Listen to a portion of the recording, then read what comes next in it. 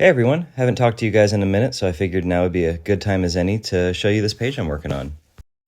I'm kind of working backwards from what I normally do because the lighting of the scene is really important to me. I tend to go a little overboard with my hatches, so I'm focusing on the dark values and just building those up, making sure they're pristine before I go in and give the form some character with my lines.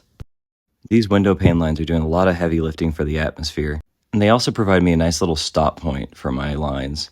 I really want those lines to feel fluid here, especially because he's landing. I want that sense of motion to be portrayed. So having these thick lines of shadow gives me some stopping points and allows me to hide my line jitter a little bit.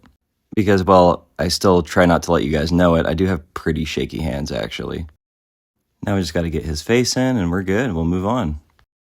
Now I'm just inking his shoe real quick, and because he's the suitcase man, it is a legal requirement for me to put a buckle on it. Oops, tripod almost fell. But yeah, while I'm getting some hatching in here, I'm trying not to get too over detailed with it. I'm trying to develop my style to make it look a little bit more professional and treat my hatching as more of like a flourish rather than a main feature. But as you'll see later, in one of the panels I did go absolutely hatch crazy on it. Okay, maybe a couple. Maybe most of them. But for this panel, what matters most is a cartoony sense of weight. So we're just inking in those hands at the end of his lanky arms. And if you've made it this far in the video while listening to me drone on and on, congrats! You are the proud owner of a PBS Babar attention span. And while we're on the topic of nostalgia, this bed frame is actually a direct one-to-one with my childhood bed frame. And while I did forget a shadow on it, I'll sneak it in later so y'all can peep it at the end. But yeah, we're just going to slide in that paneling.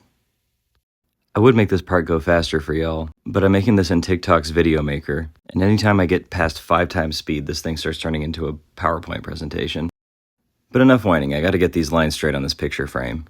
I typically like to put like an actual drawing of like a sort of painting in these things, but I don't think I need to here. The light is so strong coming into the room, I think realistically the glass from the frame would just bounce right off.